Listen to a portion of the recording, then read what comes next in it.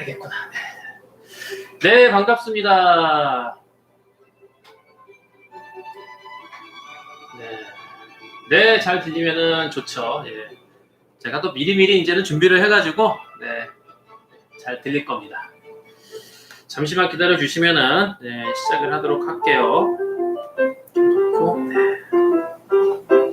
아, 네, 이렇게, 제가 이렇게 준비하고 있는 거를 또 보여드려야지. 예.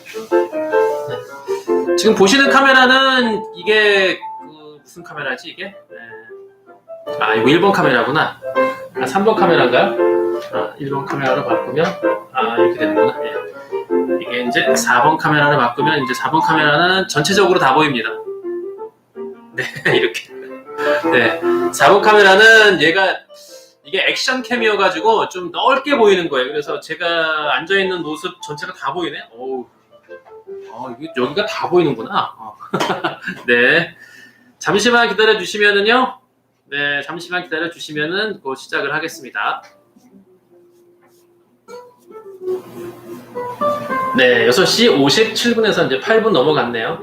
네, 잠시만 기다려 주시면은, 네, 오늘은 월요일인데도 불구하고, 오늘은 아마 굉장히 마음들이 가벼우실 것 같아요. 왜냐하면 내일만, 하루만, 직장에 나가서 일을 하시거나 또는 뭐 기타 등등 자영업을 하시는 분들이든 뭐든지 간에 내일 하루만 일을 하시면 수요일부터 5일 동안의 연휴가 있으니까 네, 연휴가 있으니까 여러 가지로 오늘은 마음이 가벼우실 것 같아요. 뭐 음악이 좀 크네. 좀 줄여야 되겠다. 네. 네. 좀 조용한 음악으로. 네. 네, 어서 오시고요. 네. 한 2분만 있다가, 예. 제가 항상 정시에 뭘 시작하다 보니까, 뭐 좀 늦게 오시는 분들도 계시고 그래서 조금만 기다렸다가, 뭐 궁금하신 거 있으면은 지금 채팅창에다가 궁금한 거 좀 물어봐 주시면은 제가 답을 해드리는 것도 짧게, 예. 궁금하신 것을 물어보시고, 뭐 경매, 부동산, 기타 등등 관련해가지고 뭐든지 물어보셔도 돼요. 예, 물어보시면 될 것 같아요.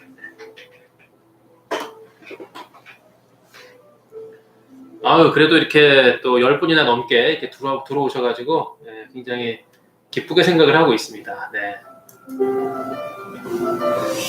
여기다가 놓고.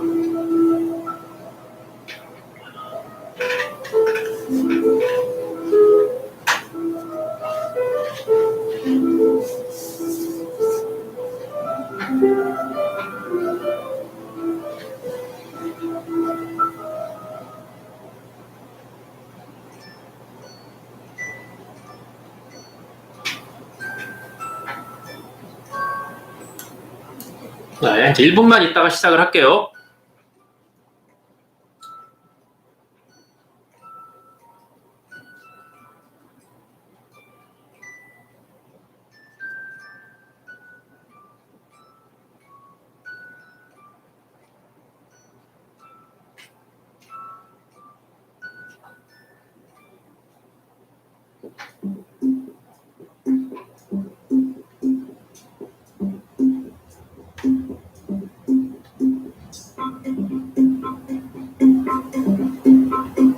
네, 어서 오시고요.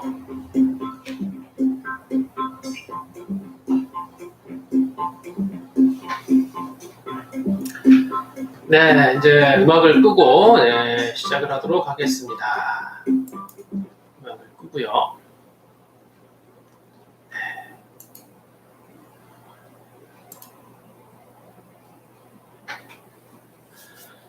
네, 오늘은 아주 다른 월요일과 다르게 마음이 가벼운 월요일인 것 같아요. 네, 여러분들도 자, 이제 추석 연휴 때 글쎄 올해는 뭐 코로나 때문에 어디 지방이나 뭐 가족들 간의 모임 같은 것도 예전 추석하고 좀 다른 분위기가 나올 것 같아서 저희도 뭐 저는 이제 부모님은 안 계시고 잠깐만요.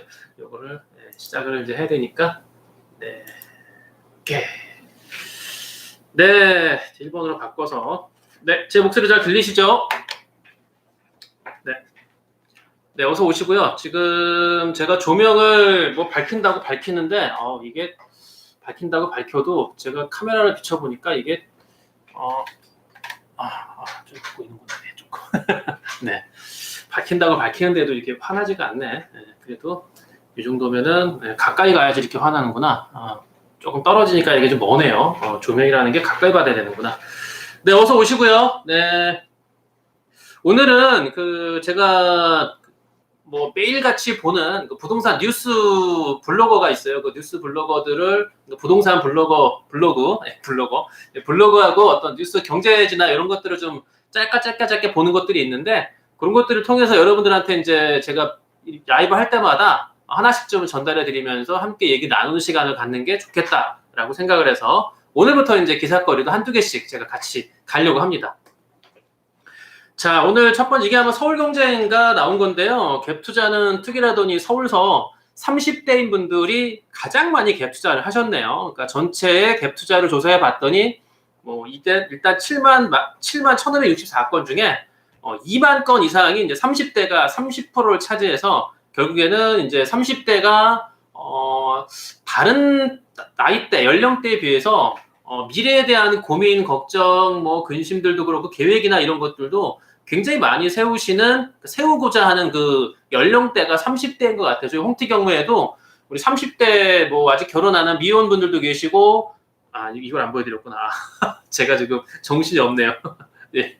화면을 보여드려야지. 제가 화면을 안 보여드리고 제 얼굴을 보여드렸네. 정신 없네. 네.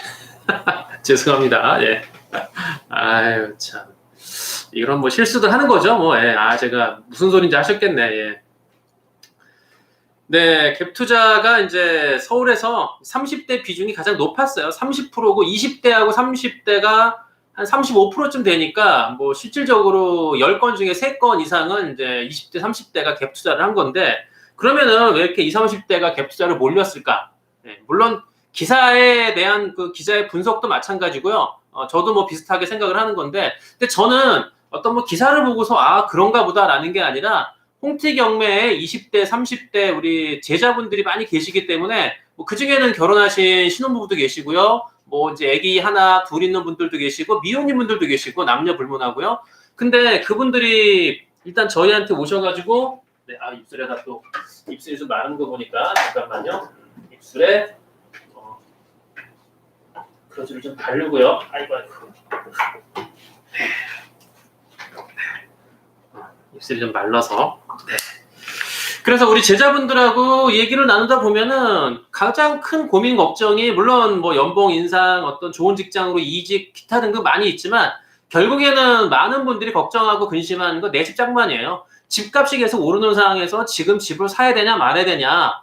뭐 부모님이 돈이 많으신 그야말로 금수저인 분들은 걱정이 없겠지만 그렇지 않고 내가 노력해서 내가 돈을 벌어서 직장만을 하고 결혼하신 분들은 가족을 부양하고 내 스스로가 헤쳐나가야 되는 분들은 이렇게 집값이 올라가는 현실에서 겁이 나죠. 그러다 보니까 갭 투자를 누가 한대더라라는 얘기를 들으면은 다른 것보다는 잘 모르더라도 귀가 솔깃할 수밖에 없고요. 뭐 가진 종잣돈이 조금 있으면은 어차피 전세금을 안고 사는 거기 때문에 무주택이라고 하면은 더더욱 갭 투자하기가 쉬웠겠죠. 그래서 30대가 아마 무주택 30대 분들이 갭 투자를 많이 한 것이 아닐까라고 생각을 합니다. 저도 추측을 그렇게 하고 있고요. 여기 이제 뭐 기사거리가 있는데요. 2019년부터 2020년 이제 지난달 8월까지 계산된 건데 뭐 3명 중 1명은 2030 세대다. 이렇게 나왔습니다. 성동구가 가장 많고요. 강서구, 중구, 동작구, 구로구. 결국에는 강남, 서초, 송파는 빠졌잖아요. 그러니까 많은 분들이 갭 투자를 할 때도 비싼 지역은 이분들이 갭 투자를 못한 이유는 결국 집값이 비싸기 때문에 그렇지만은 갭 투자를 할 때도 자기 자본금이 필요한데 아무래도 강남의 강남 아파트를 갭 투자하려면은 전세금이 뭐 상당히 뭐 전세금을 많이 받을 수 있다 하더라도 내가 들어가는 자기 자본이 많아야 되죠. 그래서 뭐 제 느낌에도 성동구, 강서구, 중구, 동작구라든가 이렇게 좀 외곽이 갭 투자하는 아파트 비중이 높지 않았을까라고 생각을 하는 거고요. 아마 이건 제가 저희 제자분들하고 상담을 해봐도 많은 분들이 강남이나 서초, 송파는 좀 넘사벽이라고 생각을 해서 그런지 갖고 있는 돈에 비해서 너무 크니까 여러 가지로 좀 위험 부담을 돈이 많다 그래도 이제 여러 가지로 좀 겁이 나서 그런지 망설이는 분들이 많이 있다라는 것을 제가 느꼈기 때문에 이 기사가 저는 굉장히 공감이 갔습니다. 제가 근데 여기서 여러분들한테 드리고 싶은 얘기는요. 많은 사람들이 이렇게 하잖아요. 그러니까 친구 따라 강남 가지 말고 일단 전 1년만 참자라고 말씀을 드린 건데, 예, 요거를 좀 가려야 되겠다. 얼굴 때문에 글씨가 가리네요. 이제 저거를 조금 좀 빼야 되겠네. 이제 비율을 맞춰야 될 것 같아요. 여러분들이 경매든 아니면은 기타 등등 투자도 마찬가지고요. 주변에 뭐 누가 한다더라 그러면은 따라가잖아요. 누가 친구가 주식을 했다, 뭘 했다, 뭘 했다라고 얘기를 들으면 아무래도 다른 얘기는 별로 관심이 안 가는데 돈 벌었다는 얘기를 여러분들 주변에서 누가 이렇게 속삭이면은 저도 누가 돈 벌었다 그러면은 지나가다가도 귀를 이렇게 솔깃하게 되는 건데 당연히 나의 가까운 지인, 친구, 인척, 뭐 선후배들이 돈을 벌었다고 얘기를 하면은 그게 뭘까라고 관심 갖는 건 당연한 거고요. 그런데 제가 분명히 말씀드릴 수 있는 거는 친구 따라 강남 가는 거는 이미 그 열차는 출발하고 나서 첫 차가 아니에요. 두 번째, 세 번째, 네 번째, 때로는 막차가 될 수 있기 때문에 친구 따라 강남 가는 거는 저는 굉장히 조심해라. 조심하고 지금으로부터 오늘부터 시작해서 넉넉하게 1년만 한번 참아보시면 내년에는 올해보다는 좀 더 나은 여건이 되지 않을까. 지금 돈을 다 써버리면 내년에 결정적일 때 돈이 많으면 상관없겠지만 종잣돈이 한정돼 있는 분들이라면은 내년에 결정적일 때 어떤 기회가 나한테 올 때 기회가 눈에 보여도 종잣돈이 없으면 투자를 못 하잖아요. 그래서 저는 앞으로 1년 정도만 한번 참고 나가보시는 게 어떨까라고 말씀을 드리는 겁니다. 야, 요 기사도 제가 오늘 굉장히 유심히 봤는데요. 그러니까 전문가들 역시 뭐 부동산 전문가라는 분들이 있잖아요. 어떤 부동산 대책이 나온다, 규제가 나오면 쭉 인터뷰하시는 분들이 있는데 그분들 전체적인 의견이 전세난 해소는 일단 어렵다. 당분간 과도기적 상황이 지속될 것 같다. 임대차 3법 때문에 아무래도 집주인하고 임차인들하고 갈등이 심해지고요. 뭐 저도 그런 상담권 여러 건 받았는데 어떻게 하면 되느냐? 나가야 되냐 말아야 되냐? 그냥 배짜라고 버틸까요? 뭐 이런 얘기 하는데 이런 얘기를 많이 물어보세요. 그런데 지금 중요한 건 뭐냐면은 실수요자를 위한 정책이 아니라는 거죠. 결국에는 전세 사는 사람들을 입장을 대변해서 2년 전세에서 안전하게 4년 갈 수 있게 만들어준다고 이 법안을 통과시키고 시행을 했는데 막상 시장에서는 달라지는 거죠. 집주인들 입장에서는 2년이 아니라 4년 동안 뭐 임대료 전세 보증금 5%로 인상이라는 게 이게 뭐 말이 됩니까? 일단은 5%고 3%를 떠나서 집 있는 분들 얘기는 일단 2년에서 플러스 2년이 연장이 되니까 이거는 뭐 빼도 박도 못하게 아무것도 못하는 내 발목을 잡고 있는 거라고 생각하고 직접적으로 뭐 닥친 분들도 있고 지금 임차인하고 갈등을 겪는 분들 제가 통화를 해봤지만 갈등을 겪지 않는 집주인들이라고 하더라도 만약에 내년에 내후년에 이 임차인들이 안 나가고 뭐 나는 들어가 살아야 되는데 또 내 아들이 가야 되는데 막아버리면은 방법이 없잖아요. 그래서 그런 것 때문에 지금부터 미리 걱정하고 근심하는 분들이 많다는 그런 주변의 얘기를 들어볼 때 이번에 임대차 3법은 조금 어려움이 섣부르게 그냥 졸속으로 만든 법안이 아닐까라고 예측을 할 수 있을 것 같아요. 그래서 내년 하반기까지는 지금 전문가들 예측은요. 서울 전세난이나 실수요자 규제 완화가 필요하다. 아까 이런 얘기들이 스물스물 올라와요. 제가 또 여러분들한테 유튜브를 실시간으로 시청하시는 분들한테 또 팁을 드려야 되기 때문에 제가 뭐 직접적으로다가 뭐 정치인들은 제가 국회의원들은 아는 사람이 없더라도 그 국회의원 보좌관들은 그래도 아름아름 아는 분들이 몇 있어요. 거기다가 뭐 짧게 한 사람이 아니라 뭐 10년, 20년 이상을 국회의원 보좌관을 하면서 한 국회의원을 뭐 4선, 5선까지도 계속 같이 갔던 그런 보좌관들이 제 주변에 있기 때문에 제가 그 친구들한테 물어보면 이런 지금 현재 그 부동산 대책에 대해서 과연 그 집권당이면 집권당대로 야당이면 야당대로 정치권의 분위기는 어떠냐라고 물어볼 때 뭐 얘기하는 것들의 대부분이 생각보다는 이게 좀 문제점이 많이 벌어지기 때문에 발생하고 있는 거를 비춰볼 때 법안을 만든 국회의원들 당사자들도 약간 움찔움찔 한다는 거. 야, 이래가지고 이거 문제가 커지겠는데? 생각보다 오히려 집주인하고 임차인들이 뭐 서로 좋아할 줄 알았는데 좋아하지 않고 서로 반목하고 그리고 이건 어느 쪽 한쪽은 우리 편을 드는 게 아니라 양쪽 다 지금 문제가 있다고 원성이 자자하다 보니까 요거 좀 대안이 필요하지 않겠나. 그래서 지금 실수요자 결국엔 집이 문제인 거거든요. 집을 사게끔 만들어주는 과정이 중요한데 그 중요한 첫 번째가 대출인데 지금 대출을 꽉 조이고 있으니까 뭐 하고 싶어도 못 하잖아요. 그래서 아마 규제 완화가 슬슬 이제 나올 것 같은데 물론 당장은 아니에요. 당장은 선거가 아니기 때문에 내년에 이제 선거를 앞두고 그리고 각 당 후보들이 이제 선출되는 내년 여름쯤 아마 내년 이맘때쯤이면은 각 당의 후보군이 확정이 되겠죠. 그 전에 내년 6월이나 5월쯤 넘어가면서부터는 분위기가 반전돼가지고 부동산 정책 완화에 대한 얘기가 구체적으로 아마 나와서 그때 여러분들이 도모할 수 있는 물건들이 많이 나오지 않을까. 물론 다 아는 거지만 야 내년에 뭐 한다더라 뻔히 알고 있지만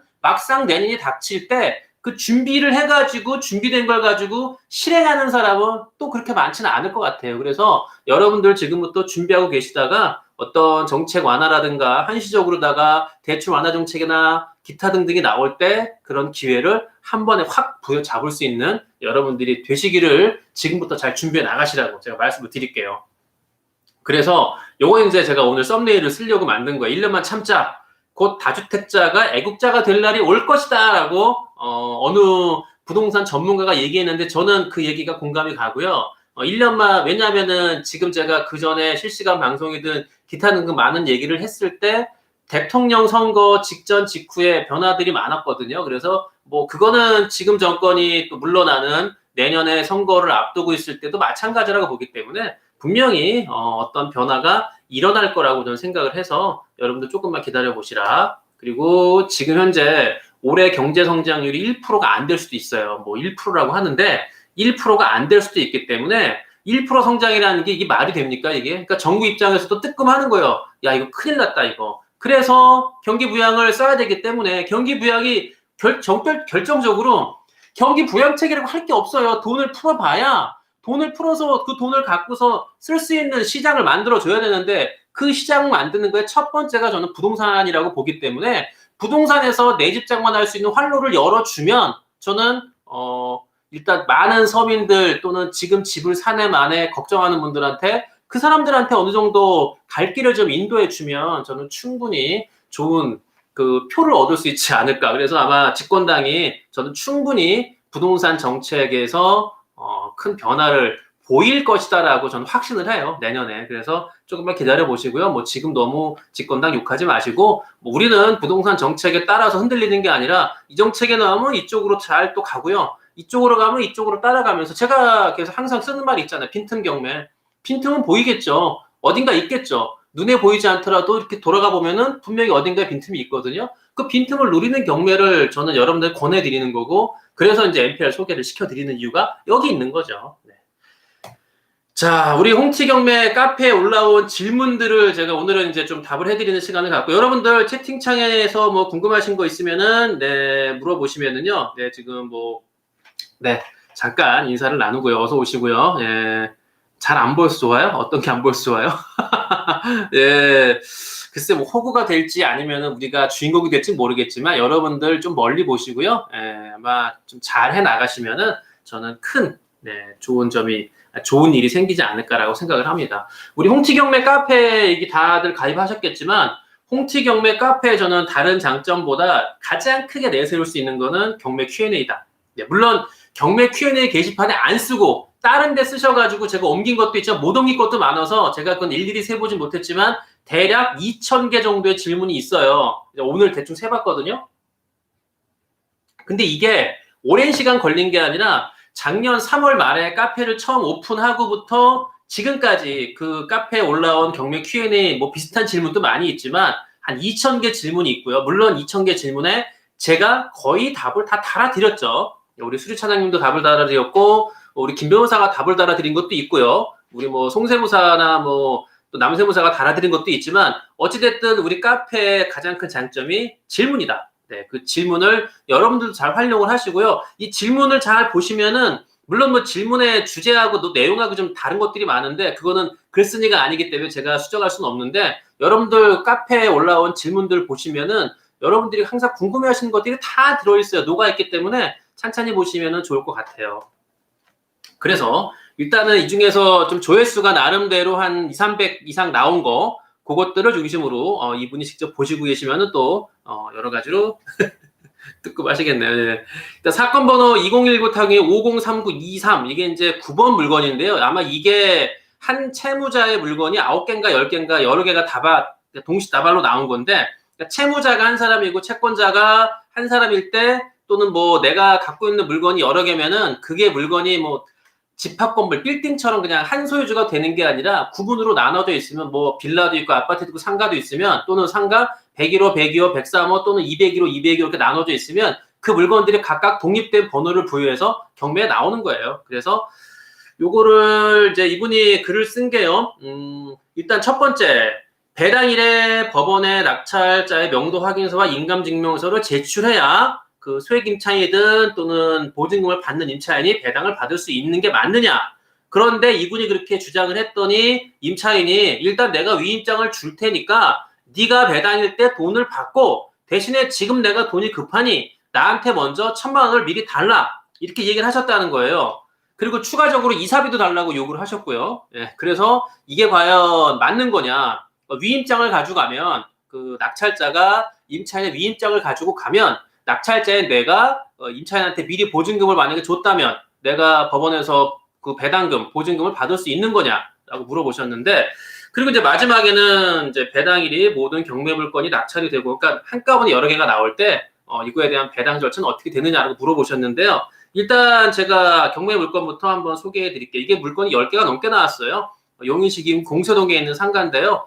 요거는 이제 2층 210호 총 11평, 11평 상가가 감정가가 1억 3,100인데 이분께서는 6,600만 원의 낙찰을 받으셨어요. 그래서 2019년 12월 잘 보세요. 12월 23일 날 대금 납부했는데 1월, 2월 가고 3월 2일 날 종결됐거든요. 종결이라는 건 배당이 끝났다는 얘기인데 여러 개 나온 물건 치고는 2달 만에 끝난 거는 이건 굉장히 빠른 거예요. 심한 경우는 6개월, 5개월씩 가는 것도 있어요. 얘는 굉장히 빨리 된 거예요.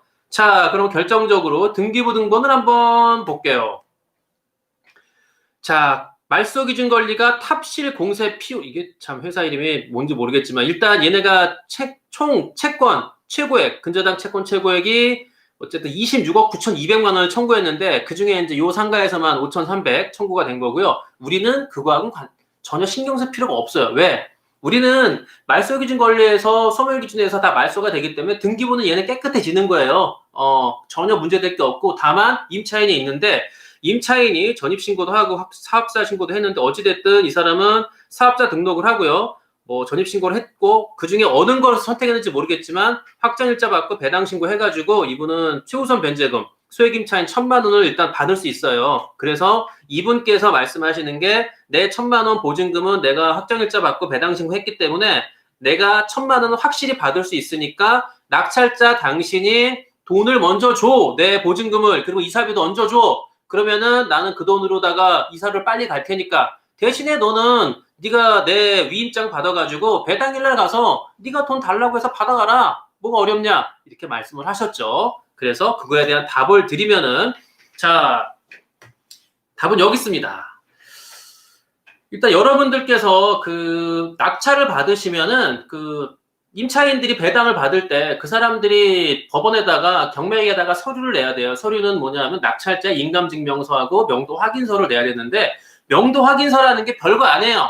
명도 확인서 양식이 따로 없고요. 우리 카페에도 서류 양식이 있지만은 양식이 따로 없이 그냥 뭐 소유자, 낙찰자, 임차인하고 이름 적고 주민번호 적고 주소 적고 이 사람하고 이사협의 잘 됐음 하고 도장 꽝꽝 찍으면 끝이에요. 그 서류가 뭐 양식이 따로 있어서 절차대로 뭘 준비하는 게 아니라 그냥 임차인하고 낙찰자하고 서로 이름 쓰고 사인하고 이사협의 됐다라고 도장만 찍으면 돼요. 그게 끝이에요. 거기에다가 이제 인감증명서만 내면 낙찰자하고 이사협의가 잘 됐구나. 그럼 배당금 좀 줘도 되겠네. 왜? 이사 가기로 협의가 됐으니까 경매에서도 협의가 됐다고 서류 갖고 왔으니까 돈을 내주는 거예요.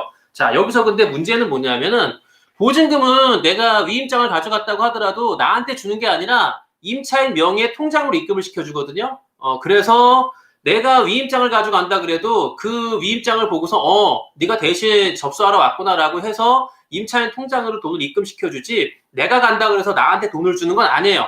예, 그건 아니기 때문에 뭐 위임 자격은 누구든 있죠. 내가 대신 꼭 꼭 임차인이 아니라고 하더라도 임차인이 바빠서 못 갈 수 있잖아요. 못 가면은 다른 사람이 대신 갈 수 있는데 그 사람은 서류 제출의 위임장이지 돈을 받는 건 임차인이 직접 임차인 통장, 임차인 이름으로 된 통장으로 받기 때문에 여러분들도 그거는 좀 기억을 하셔야 될 것 같고요. 지금 제가 홍성에 그 지난번에 그 입찰이 취소가 돼가지고 총 입찰자가 25명인가 24명이었는데 24명의 제가 인감도장을 다 나열하고요. 그리고 제가 보증금을 제가 대리 입찰했기 때문에 제 통장으로 돈을 받아야 될 때 대신 제가 안 가고 수리차장님이 갔는데 제 인감증명서도 가져갔어요. 도장도 같이 가져가서 모든 나머지 입찰자들의 도장을 찍고 그리고 제가 제 이름으로 통장을 받을 건데 보증금 환급을 근데 제가 못 가니까 대신 수리차장님이 갔을 때 수리차장님한테 요구한 것도 야 대신 돈 받을 사람 인감증명서 갖고 와. 제 인감도 같이 제출을 했어요. 그래서 그게 그냥 보증금이라고 해서 대신 간다고 주는 게 아니라 그 임차인 본인 이름으로 된 통장으로 돈을 입금시켜 주기 때문에 이거는 안 된다. 그리고 채권자가 하나라면은 모든 물건이 낙찰이 되고 대금 납부가 돼야 배당이 진행됩니다. 만약에 이 경매 물건 10개 중에 다 낙찰이 9개가 됐고 9개가 다 대금 납부를 했어요. 그런데 하나가 안 됐어요.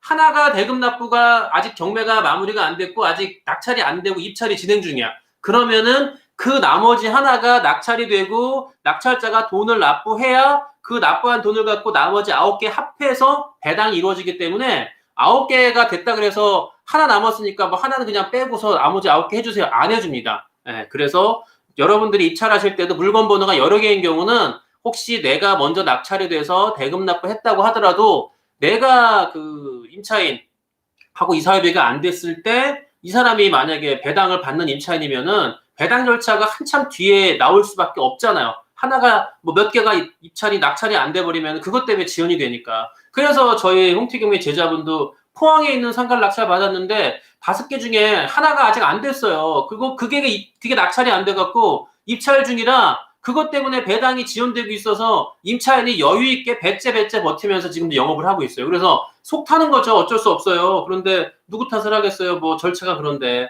뭐 경매계에서는 채권자가 한 명이기 때문에 다 모든 게 낙찰이 되고 다 대금 납부를 해야 배당 절차가 이루어진다고 얘기를 하니까 뭐 내가 우긴다고 되는 건 아니잖아요. 그래서 여러분들이 물건을 선택하실 때 그런 것들을 좀 잘 따져보시면 되지 않을까 말씀을 드리는 거예요.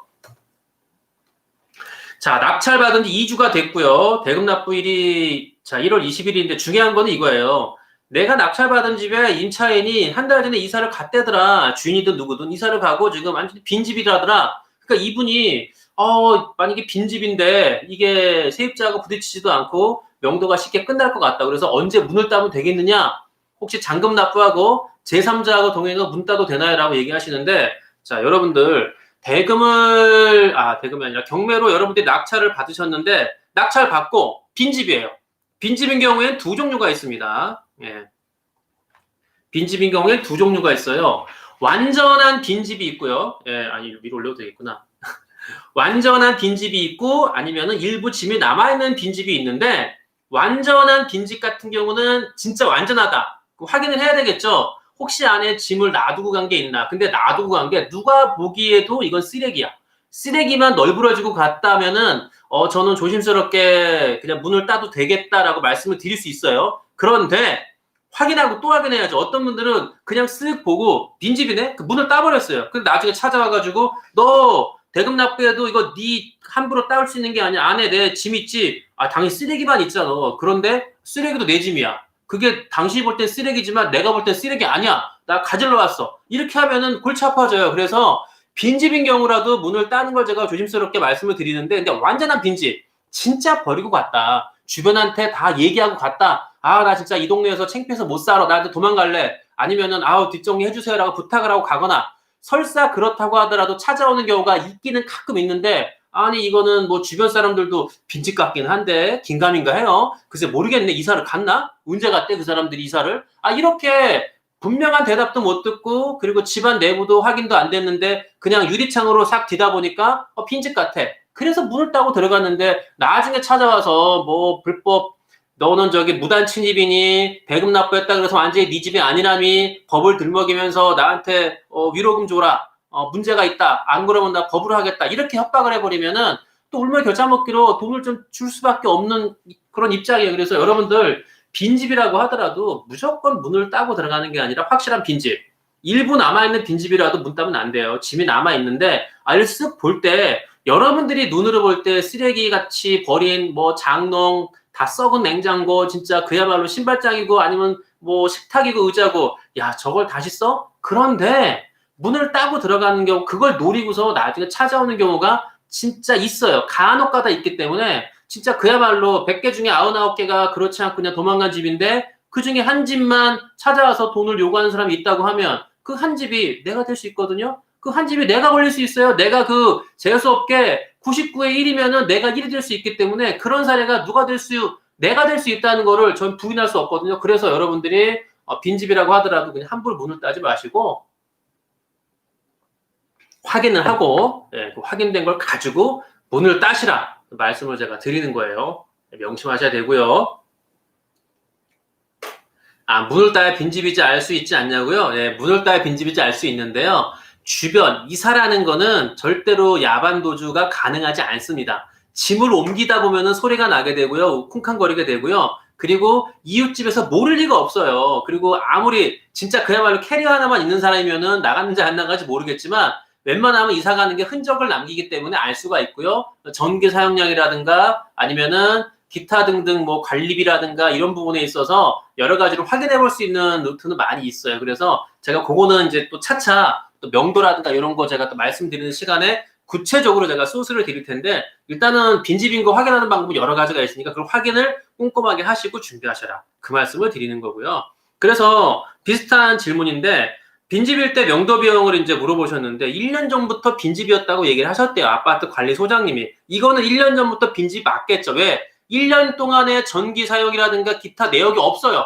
도시가스도 빵원, 미세하게 쓰는 거고요. 또 전기도 기본적으로 돌아가는 전기 코드를 뭐 완전히 다 뺐다 그래도 아예 빵이 아니라 미세하게 움직여요. 그런데 이거는 사용한 게 아니니까 물론 관리소장님이 잘할 수 있겠죠. 그런데 사람이 살고 있지 않더라도 마찬가지예요. 전 소유지에 물건들이 있을 수 있다고 생각한다. 맞는 얘기죠. 이럴 때는 이사비용이라고 하기도 뭐하고 명도비용이라고 하기도 뭐하는데 어느 정도 돈을 줘야 되느냐라고 말씀하셨는데 저는 일단은 0원부터 시작을 합니다. 돈을 안 주는 것부터 시작을 하는 거지 뭐 굳이 무턱대고 저 사람은 받을 생각도 없는데 내가 먼저 돈을 줄게 이런 건 아니겠죠. 우리 홍치경의 제자분 중에 한 분이 명도 협상을 하면서 본인이 선뜻 이사비를 200을 준다고 그랬어요.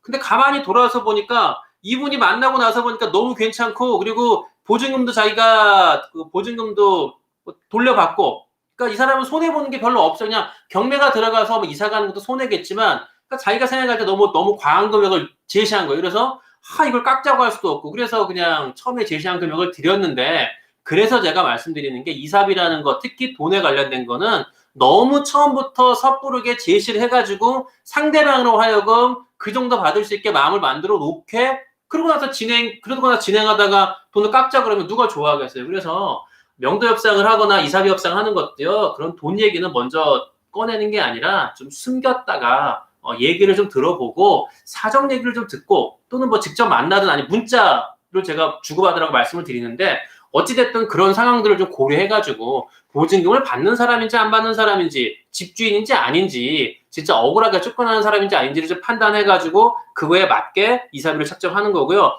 빈집인 경우에도 마찬가지예요. 일단 소장님한테 뭐 비타오백 한 박스라도 사드리든지 담배 한 갑이라도 사드리면서 담배를 태우시면 물어보셔가지고 여기가 진짜 이사를 완전하게 갔는지 아니면은 본인들 집만 쏙 빼가지고 남아있는 집이 그대로 있고 야반도주를 했는지 그런 것들을 먼저 사전에 조사하신 다음에 그리고 나서 그거 상황에 맞춰서 이사비라든가 기타 등등 명도비를 예상을 해야지 그냥 1년 동안 빈집인 것 같은데 이사비 얼마 줄까요? 라고 얘기하시면 사실 답을 해드리기가 애매하죠. 그래서 사전 조사를 꼼꼼하게 먼저 해보시라.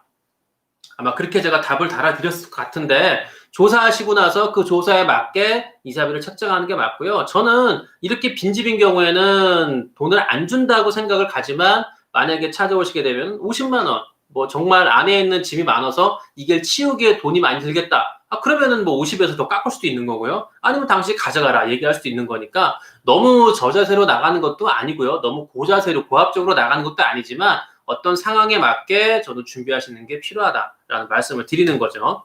그래서 여기 나왔네요. 다시 한번 썼네. 낙찰차 인감 확인서 필요. 여러분 명심하시고요.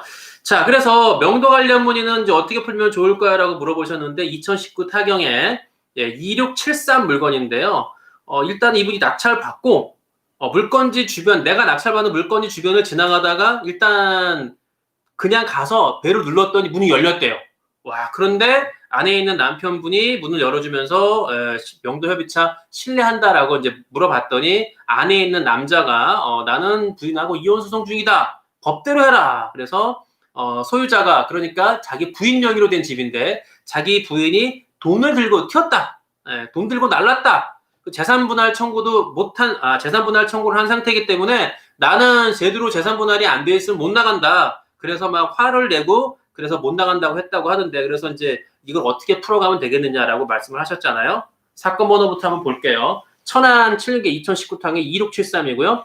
2억 1천만 원 감정가에 1억 8,585만 원. 어우, 2등하고 차이도 얼마 안 났네요. 잘 받으셨네. 그래서 납부를 2월 20일 날 하셨고 정확히 한 달 좀 뒤인 3월 19일 날 배당 종결이 돼서 이제 마무리가 됐는데 명도는 어떻게 됐는지는 결과가 올라왔는지 모르겠지만 자 여기서 국민은행 근저당 이하 다 말소가 되고 임차인도 없기 때문에 뭐 다른 거 볼 거 없죠? 깨끗해요. 자 이런 거 명도는 어떻게 하느냐 이런 명도는요 어떻게 하느냐면은 여러분들이 안에 있는 사람이 오늘도 이제 그 명도에 대해서 게시판에 그 Q&A 게시판에 글을 올리신 분들이 계시는데 여기 지금 꽃음인가요? 예, 그분께서 아마 명도 때문에 올리셨죠. 예, 꽃음 맞네요. 네, 신꽃음. 네. 근데 지금 그 이분도 그렇지만은 또 많은 분들이 명도하면 걱정하시는 게 안에 있는 사람이 배째라 카메라를 바꿔볼까요? 4번 카메라. 예, 좀 넓게 확장된 카메라를 한번 볼까요? 예. 네, 그 명도할 때 안에 있는 사람들이 그 예를 들어서 뭐 배째라, 네 마음대로 해봐. 뭐 나는 못 나가니까 법대로 해, 법대로 하고 나는 뭐 더 이상 할 말 없어. 집행을 하든 말든 네 마음대로 해. 그리고 문을 꽝 닫아버리거나 뭐 저처럼 뭐 쌍욕을 한다거나 뭐 소금을 뿌린다거나 전 물벼락도 맞아봤고요. 뭐 소금도 뿌림을 당해봤고 뭐 심한 경우는 뭐 죽인다고 뭐 도끼 들고 쫓아온 경우도 있었기 때문에 그런 경험들을 했을 때. 제가 처음에는 저도 당황을 하게 되고, 야, 이거 어떻게 대응하면 좋을지 몰랐는데, 그런 것들은 하나둘 이제 경험하다 보니까 노하우가 쌓여서 직접 면담은 일단 절대로 하지 않는다. 만나는 거는 의미가 없다. 만나는 거 하지 말고, 좀 부담스럽네. 1번 카메라를 바꿔서. 네.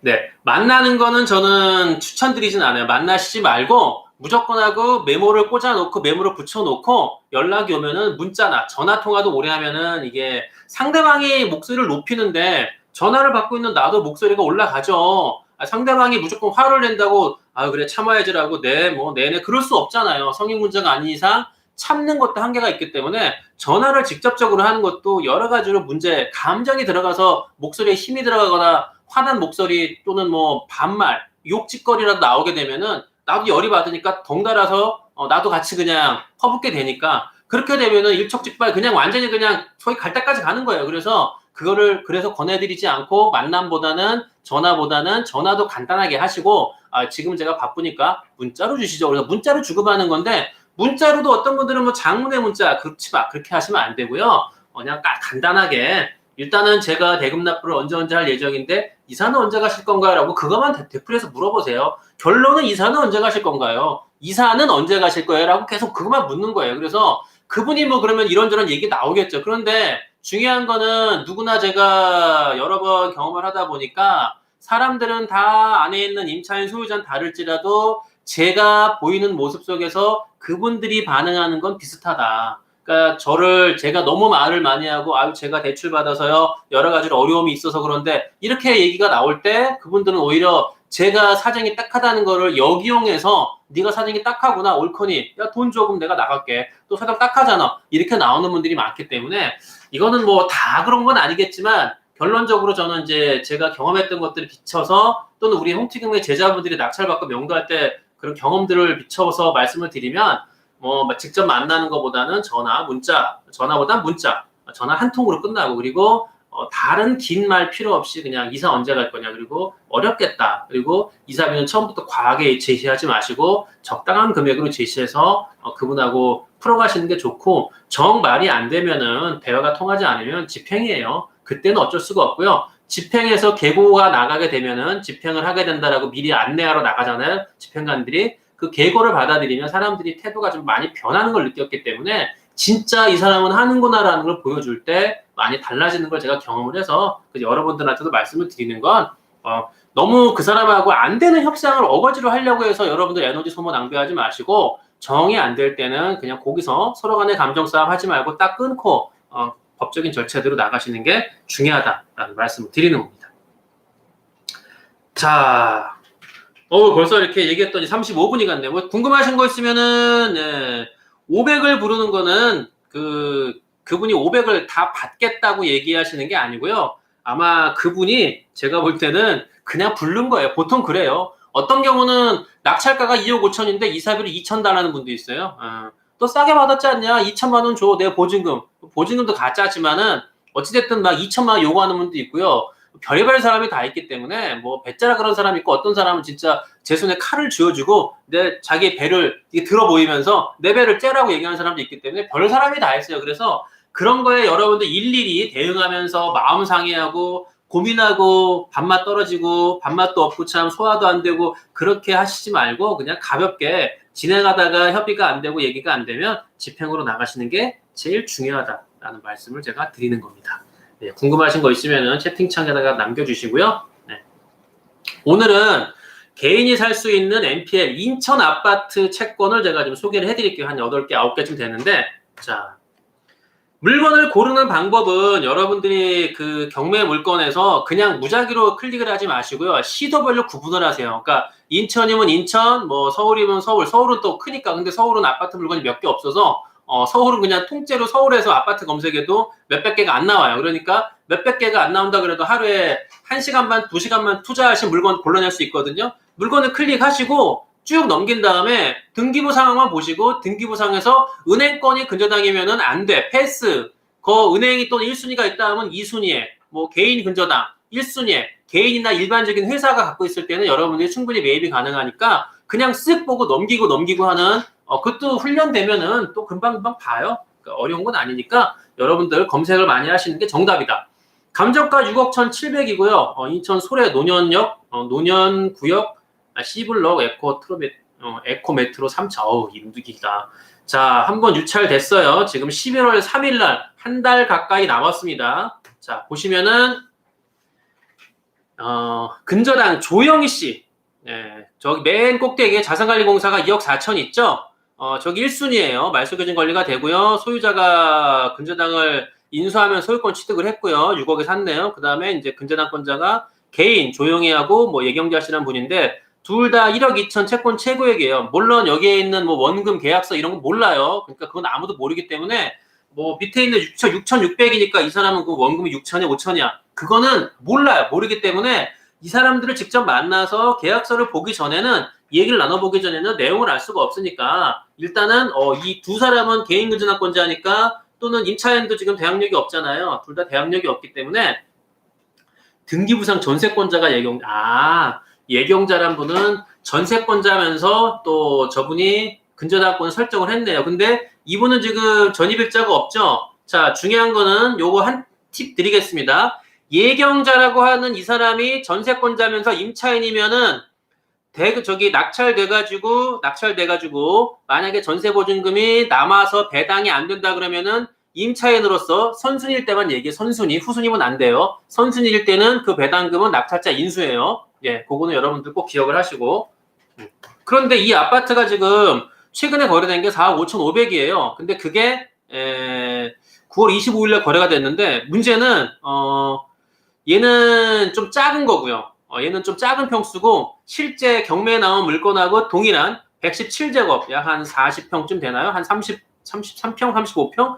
이 아파트 같은 경우는 4억 5,500이 거래가 아니고, 이 아파트 같은 경우 5억 7천에 그 실제 매물이 나와 있어요. 그래서 5억 7천에 또는 뭐 호가는 6억 1,500에 나와 있기 때문에, 이런 물건은 여러분들 이거는 조사 나가셔가지고 실거래가 이 정도 되겠다라고 싶으면은 그 정도 실거래에 맞춰가지고 근저당이 배당이 될까 안 될까 보시면 되잖아요. 지금 감정가가 6억 1천인데 이 아파트 실거래가가 뭐 예를 들어 5억이라고 가정하면 2억 4천하고 앞에 나간다고 하더라도 5억이라고 하면은 2억 5천 남잖아요. 2억 5천. 그러면은 2억 6천 남네? 그러면 근저당권자 조영희 예경자라는 두 사람의 1억 2천짜리는 충분히 보존이 되겠죠. 그렇기 때문에 이 물건 같은 경우는 충분히 가능하다 보기 때문에 이 두 개 근저당은 여러분들이 이분들한테 편지를 보내서 협의를 구하는 것도 방법이다 라는 말씀을 드리는 거예요. 소래포구역 바로 앞이에요. 위치가 좋잖아요. 예, 요거는 아마 지금 제가 볼 때는 11월 3일 날 입찰자가 나올 거고요. 충분히 뭐 이거는 4억대 후반 이상 낙찰이 되지 않을까. 물론 뭐 제가 추측인 거고, 중요한 거는 현장에 나가서 시세 조사를 좀 해봐야지 알겠죠. 조사를 분명히 하시면은 구체적인 게 들어오지 않을까라고 생각을 합니다. 두 번째는 인천 서구 당하동에 있는 검단 스테이 아파트고요. 4억 6,539평. 이것도 좀 큰 거예요. 지금 3억 2,500까지 떨어져서 역시 11월 2일 날 입찰 기일인데, 국민은행이 3억 3천이 있죠. 자, 중요한 거는 현대건설이 근저당인데, 현대건설 일반 회사예요. 요 근저당권 여러분 살 수 있어요. 현대건설에, 자, 이 물건에 만약 현대건설 담당자하고 통화를 하시거나, 현대건설 담당자하고 뭐 편지를 보냈는데 연락이 와서 어쨌든 주고받은 게 있다고 하시는 분은, 그분이 얘기를 하시면은, 제가 그분한테는, 1시간 면담권을 드릴게요. 직접 실행을 하셨기 때문에, 실행하신 분한테는 일로 오시면은, 제가 1시간 동안에 이 물건에 대해서 진행하는 노하우를 제가 알려드리고 방법을 알려드릴 테니까 직접 현대건설 담당자가 있을 거거든요. 이 현대건설이 아마 우리가 알고 현대건설 맞을 거예요. 그래서 담당자가 분명히 있어요. 담당자 찾아가지고 담당자하고 한번 통화를 해보시거나 교류해서 내가 이렇게 이 사람하고 얘기했는데 이런 얘기를 하더라고 해서 그 얘기를 해주시면은 제가 그분은 상담을 해드릴게요. 한번 직접 실행해보세요. 회사라고 해서 겁먹을 거 없이요. 이 현대건설 담당자가 있을 거예요. 연락을 해서 물어보시면은 담당자 아마 통화할 수 있을 겁니다. 어려운 거 아니에요. 도전해보세요. 도전해보시는 게 중요한 거지 어려운 게 아니고요. 지금 뭐 이건 실거래가가 한 4억 2천, 그다음에 4억 7천에 지금 호가가 나와 있는데 저는 뭐 이 정도가 나와 있으니까 낙찰가도 여기 육박하게 갈 것 같아요. 지금 여기 전세가 지금 4억에 육박하거든요. 이 물건은. 이거는 말 그대로 낙찰받고 내가 무주택이라고 하면 낙찰받고 전세를 줘도 실제 투자금은 뭐 한 5천, 세금까지 하면 한 6천 나오겠지만 말 그대로 이것도 경매로서 갭 투자할 수 있겠죠. 물론 처음에 무주택이면은 대출도 또 안 나오는 거 일부 나오기 때문에 저는 처음에야 대출이 뭐 60, 70%밖에 안 나오고 인천은 또 조정지역이니까 대출액이 줄어든다고 하지만 낙찰받고 전세가 만약에 전세가가 요즘은 전세가가 매매가를 육박하니까 잘하면은 이런 물건도 말 그대로 갭 투자 물건도 가능하다라고 말씀을 드리는 거죠. 위치는 이제 독정역, 독정역 바로 3번 출구 앞에 있는 아파트고요. 그러니까 요즘은 또 이런 아파트들이 뭐 거리는 검단이라서 가까운 건 아니지만 뭐 지하철도 교통도 괜찮고 하기 때문에 저는 충분히 수요는 있을 거다라고 말씀을 드리는 거고요. 자, 3번은 어디냐면은 3번 물건은요. 인천 동구 화수동에 있는 화수동 비룡 아파트인데 딱 볼 때 오래된 것 같아요. 이거 한 30년 넘은 아파트인데 감정가 7,900, 최저가 5,500. 등기부를 볼 때 시티은행이 5,500이 있고요. 근저당권자인 김현중 씨가 3천만 원이 있어요. 저 김현중 씨의 근저당 채권을 노리는 거죠. 그런데 이 아파트의 실제 매매가가 지금 최근 실거래가가 7,400에 9월 14일 날 거래가 됐어요. 7,400에 거래가 됐고 지금 나와 있는 호가는 8,800, 8,600 나와 있거든요. 그렇기 때문에 앞에 시티은행이 5,500을 다 가져간다고 하더라도 만약에 7,900에 되면은 최소한대로 2,400은 건지거든요. 그러니까 만약에 이 근저당권을 3,000짜리를 얘기해서 지금 이게 시세가 호가가 그렇게 높은 거지 실제 낙찰은 선생님 5천만 원도 안 될 수가 있어요. 그러면은 사장님은 3천만 원 배당 하도 못 받아요. 그러니까 나한테 500에 파세요. 500에 파시면 사장님 그냥 뭐 여러 가지로 나중에 한 푼 못 받는 거보다 500 받는 게 낫지 않냐. 그러면 당신은 근데 왜 5,500짜리를 내 걸 살라 그러냐. 제가 입찰 들어가려고 그래요. 내가 이거 살라 그러는 거예요. 이렇게 얘기하시면 되죠 뭐. 만약에 괜찮으면 내가 낙찰 받고 들어가 사면 되죠. 3천만 원 근저당권을 내가 만약에 매입을 하면 3천 더하기 5,500이니까 8,500이잖아요. 나는 3천짜리 500에 샀으니까 실질적으로 내가 8천에 낙찰을 받아도 나는 6천만 원밖에 안 들어간 거니까 이게 바로 그야말로 근저당 채권을 인수해서 내가 낙찰 받는 뭐 이게 엠펠로 따지면은 뭐 사후정산 대입변제 뭐 그런 비슷하게 나갈 수 있는 건데 근데 뭐 그런 대의변제나 사후정산, 뭐 이행계약 이런 거는 여러분들이 한다는 게 제가 볼 땐 현실적으로 어렵고요. 그거를 여러분들이 목표하시는 것보다 근저당을 직접 내가 싸게 매수해서 그 매수한 걸 가지고 배당을 한번 받아보시는 거를 실행해 보시면은 저는 충분히 여러분들도 한번 이런 제가 말씀드리는 거를 할 수 있지 않을까라고 생각을 하는 거고요. 뭐 어려운 게 아니라 도전해 보시면 돼요. 직접 연락을 해 보시라니까요. 이 물건에 등기부등본을 보시면 오른쪽에 주소가 나와 있잖아요. 그리고 주소가 이전 거라고 하면은 지금 새로운 등기부등본 발급받으면 또 주소 보정이 돼 있으니까 그럼 그 주소로다가 편지를 보내시거나 찾아가시거나 해서 만나보시면은 만나서 뭐 문전박대 당하면 어쩔 수 없는 거고요. 그렇지 않고 얘기가 좀 되면은 잘 얘기를 풀어 가셔갖고 저렴하게 갖고 오셔도 되죠. 뭐 그분을 속여서 갖고 오는 게 아니라 아니 실제로 이거 5천만 원밖에 안 되는 아파트니까 5천만이라고 제시하는 거죠. 아니 그러고 나서 뭐 이 사람이 팔이양이 없으면 어쩔 수 없는 거고 팔이양이 있으면 이분하고 계약을 해서 싸게 사면 되는 거죠. 뭐가 문제겠어요. 그쵸? 여러분들 뭐 궁금하신 거 있으면은 물어보시고요. 010 뭐 여기 채팅으로다가 뭐 쓰는 게 조금 부담스러우시면 예. 뭐 010 그 제가 스피드 옥션 무료로 주는 그 안내폰 있잖아요. 010-2468-9764 그쪽으로다가 문자를 주셔도 여기다 써야 되겠다. 여기로 문자를 주시면은 제가 확인해가지고 뭐 문자 보고 답을 드리는 걸로 할게요. 답을 드릴게요. 네. 그래서 이쪽으로 연락을 주셔도 되고요. 이거는 참 받을 수 없겠구나. 이건 안 되겠다. 이전은 아니고요. 이건 안 되겠고.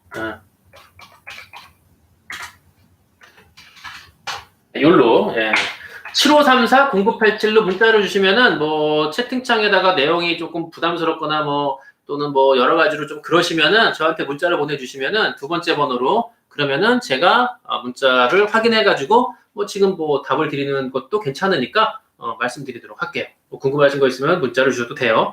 그래서 저는 여러분들한테 계속적인 MPL을 제가 말씀을 드리는 게 지금 제가 오늘도 이제 제가 썸네일에도 말씀을 드렸고 제가 또 우리 카페에다가 오늘 라이브 예고를 한다고 그 예고편을 말씀을 드렸잖아요. 물건을 소개하고 오늘 제가 보여드리는 오늘 보여드리는 그 물건들은 제가 카페에다가 리스트를 다 정리해가지고 또 MPL 게시판에다가 오늘 물건 8개를 제가 이따가 다 올릴 거예요. 쫙 올려가지고 여러분들이 또 볼 수 있게 쉽게 볼 수 있게 제가 사건 번호부터 뭐 등기부등본 그다음에 방금 보여드린 네이버 부동산 호가 그다음에 위치까지 다 올려드릴 거니까 제가 여러분들 궁금하신 거는 직접 가서 보시면은 충분히 뭐 다 아실 수 있는 거니까. 자, 채권 예배가 되면 그 다음 진행은 당연히 집을 사고 파는 거하고 똑같아요. 근저당 채권을 나한테 이전해 와야 되기 때문에 그거를 직접 하면 직접이 안 되죠. 법무사 통해서 또 법무사 비용이 들어가기 때문에 그거는 여러분들 집 살 때 집 가액에 따라 세금 부과하잖아요. 근저당 채권도 채권액에 따라서 내는 비용이 또 달라요. 차등이 되기 때문에 일단 한 3억짜리에 들어가는 비용이 얼마 들어갔나? 지금 총 3억 5천에 들어간 비용이 한 300 들어갔나 모르겠네. 제 기억으로요. 그래서 대략적으로 뭐 한 1점 몇 프로 정도라고 보시면 되고 그건 좀 구체적으로 따져봐야 되겠지만 그러니까 여러분들이 그 진행되는 과정은 법무사한테 맡겨서 법무사를 통해 진행할 수밖에 없어요. 그러니까 이거를 그냥 3천에 사는 게 무조건 하고 원금 이하로다가 싸게 산다는 전제 조건을 추상적으로 잡지 마시고 내가 들어가는 비용이 있잖아요. 내가 이 근저당을 이전에 올 때 이전에 오는 비용 뭐 기타 등등 다 그런 비용을 감안해가지고 그 비용에 대해서 뭐 서로 반반 부담을 하거나 아니면은 뭐 내가 굉장히 싸게 사면 내가 다 부담을 하거나 여러 가지로 뭐 그건 협상하기 나름이니까 여러분들이 협상하시면서 뭐 또는 이게 직접 진행을 하실 때 저희 카페에 올려주세요. 뭐 구체적으로 뭐 뭐다라고 얘기하실 필요 없이 대충 그냥 큰 줄기만 얼마짜리를 얼마에 되고 있는데 이거는 이 정도 금액에 이전하는 게 좋겠냐라고 물어보시면은 제가 이제 이것도 저희 우리 뭐 김 변호사를 통해서 제가 전해 듣든 아니면 직접 김 변호사가 댓글을 달든 전체적인 비용적인 거를 한번 뭐 추려가지고 한번 알려드리도록 할 테니까 지금은 제가 이제 알려드리는 초창기니까요. 이제 시간이 좀 가면 갈수록 제가 모든 들어가는 절차 뭐 이런 비용 같은 것도 제가 세세하게 여러분들한테 안내해 드리는 그런 것도 있을 거니까 계속 시청해 주시면은 제가 지금은 뭐 이제 6번 라이브를 6번 하고요. 그런데 제가 뭐 얼마나 능숙하게 뭘 준비를 하겠습니까? 아직 부족하고요. 근데 뭐 제가 제 큰 장점은 시간이 가면 갈수록 이제 나아진다. 시간이 가면 갈수록 노력하는 게 보인다라는 걸 제가 항상 자랑스럽게 생각하기 때문에 라이브가 뭐 7, 8, 9, 10, 11, 12 넘어가면 갈수록 달라지겠죠. 예. 자, 여기 보시면은 1억 원이고요. 그 다음에 1억 2천만 원이면은 1억이 아니죠. 1억 2천 채권 최고액만큼 행사할 수 있는 거죠. 그러니까 이자를 꽉꽉 채워서 1억 2천까지 받을 수 있고 1억 2천 이상은 못 받죠. 채권 최고액에 설정한 것만큼만 내가 받을 수 있는 거예요. 네. 제시외 일괄 매각하는 처리는 제시외를 포함한 일괄 매각이라는 게요. 이게 방법이 따로 있는 게 경매가 들어갈 때 이 물건은 경매 입찰에서 일단 뺀 물건 붙어 있긴 하지만 또는 뭐 따로 옆에 있긴 하지만 얘는 빼고 입찰하는 거기 때문에 그거는 뭐 비닐하우스라든가 컨테이너 같은 경우는 뭐 그거는 그 부합물이라고 볼 수는 없으니까 아니 그거는 뭐 예를 들어서 동떨어진 등기로 된 그러니까 등기가 미등기된 물건 또는 등기가 됐다 하더라도 이 물건은 제외하고 나온 게 아니기 때문에 비닐하우스나 컨테이너 같은 경우는 종물로 보니까 붙어 있는 거라 보기 때문에 그런 것들은 뭐 제시회라 그래도 큰 문제는 없는데 아까 어떤 분이 제가 카페에 글을 남겨서 제가 말씀을 드렸지만 독립된 물건 미등기된 물건이라고 할지라도 엄연한 멀쩡한 건물인데 매각에서 제외해요. 그럼 나는 매각이 됐어도 낙찰받아도 얘는 빼고 받았기 때문에 이거를 처리하지 않으면 나는 반쪽짜리가 되니까 그거를 처리하는 거를 조사하고 확인하지 않고는 입찰할 수가 없겠죠. 그러니까 함께 처리하는 방법은 없어요. 낙찰받고 따로 협의하는 거죠. 아니면 아예 경매를 취소시키고 그것까지 함께 나오는 방법이 있지 낙찰을 받으려고 하는 내 입장에서 우리 입장에서는 일괄 매각 시킬 수 있는 방법은 없어요. 미리 조사해서 소유자를 만나는 방법도 있겠지만 그렇죠. 채권 최고액까지 청구할 수 있고 원금 플러스 이자인데 이자가 맞고요. 근데 이자라고 해서 무조건 채권 최고액 다 받는 게 아니라 계약서가 있잖아요. 계약서가 있고 지연이자 연체이자가 있으니까 그런 걸 다 감안해가지고 배당을 받는 날까지 계산해서 나한테 배당이 돌아오니까 그런 이자 계산이나 이런 것들은 뭐 하루 좀 해봐야죠. 제시에 포함 감정가에 포함이면은 이거는 문제는 없어요. 그거는 보통 제시에 포함이라고 하면은 뭐 발코니 또는 뭐 비닐하우스, 많이 옥탑방 뭐 이런 거 같은데 그런 거는 문제가 없지 않을까라고 말씀을 하는 거고요. 식사요. 식사는 제가 아침 겸 점심으로 전 아침을 안 먹거든요. 그래서 점심을 11시 반에 먹고요. 그리고 4시에 저희 교대 1번 출구에서 오다 보면은 그 떡볶이를 제가 자주 애용했는데 그 떡볶이 집이 문을 닫아서 떡볶이 집 대신에 무슨 도너스 집인데 이름 까먹었다. 그 도너스 3개하고 커피하고 3,500원에 파나? 그 집이 생겨서 거기서 제가 도너스 하나 사 먹었는데 세상에 저 도너스 가게가 생겼길래 저 집이 장사가 될까 그랬는데 오늘 아까 3시에 가보니까 줄을 서 있어요. 그래서 놀랬습니다.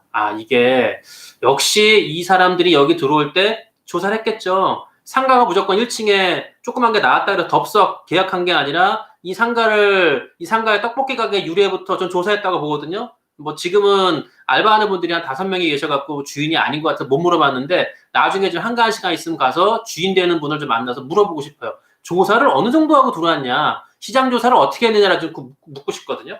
그런 것들을 또 들으면은 저도 도움이 되니까.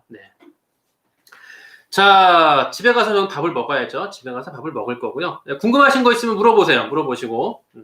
그래서 제가 이 물건에 대해서 이제 자꾸 이 물건을 소개시켜드리는 이유는 뭐 특별한 게 없어요. 제가 이 NPL 개인이 할 수 있는 NPL에 포항 아파트 좋습니다. 괜찮아요.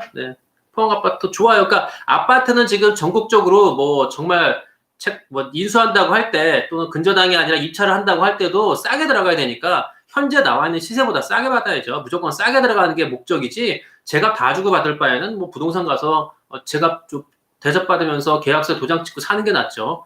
경매로 힘들게 살 필요는 없는 거니까. 그러니까 저는 여러분들한테 이 근저당 NPL을 자꾸 강조하는 이유가 지금 제가 경매로 돈 벌 수 있는 게 뭐냐? 지금 뭐 오늘도 제가 다른 유튜브를 보니까 뭐 소액 경매 뭐 그런 것도 있고 여러 가지 있는데 뭐 그분들을 뭐 제가 뭐 탓하는 것보다는 지금 현실적으로 경매가 어려워요. 여러분들도 아시겠지만 현실적으로 다주택자, 뭐 집이 2개 이상인 분들은 입찰 들어가서 낙찰을 받는다고 한들 내 돈이 있지 않고서는 대출을 이용할 수 없기 때문에 전 어렵잖아요. 그래서 지금 같은 때 경매할 수 있는 여건은 거의 최악이다. 제가 경매 시장에 몸담고 있는 20년 동안에 올해같이 아마 이렇게 최악인 경우는 대출을 다 막아놓고 뭐 세금도 왕창, 취득세가 지금 뭐 세상에 3주택부터 취득세가 12%, 8%가 말이 됩니까? 법인이 낙찰받으면 세금 12%라는 게 12%라는 게 말이 되나요? 그게 양도세 70%라는 거 상상을 못했죠. 그런 상황이 지금 왔기 때문에 저는 이 지금 같은 때에 그냥 일반적으로 경매 좋아요. 무주택자는 이거 하세요. 한정되잖아요. 무주택자 아닌 사람들은 나는 뭐야? 난 하지 말라는 거야? 이렇게 나올 수밖에 없기 때문에 모든 사람들이 할 수 있고 도전할 수 있는 물건. 제가 또 찾아보니까 제가 눈여겨보지 않아가지고 개인 근저당이 얼마나 많을까 제가 유심히 안 봤는데 찾아보니까 나오잖아요. 그래서 물건이 생각으로 많아요. 제가 지금 찾아서 오늘도 보여드렸잖아요. 제가 이따 카페에 올릴 건데 이렇게 물건이 많으니까 할만하구나. 할 수 있는 게 있구나. 그럼 소개해야지. 소개해드리는 거고요.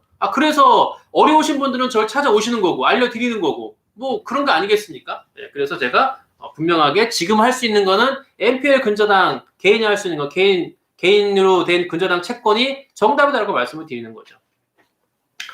대출은 어떤 절차가 아니라요. 대출은요. 은행에 가시면 안 되고요. 제가 말씀드린 대로 경매 대출은 법원에서 대출 명함 나눠주는 우리 상담사분들한테 물어보시면 그분들이 가장 많이 알기 때문에 법원에서 명함 나눠주신 분들한테 물어보시고 그분들한테 상담 받으시는 게 가장 최선이다. 그분들이 전문가다라는 말씀을 드리는 거고요. 예.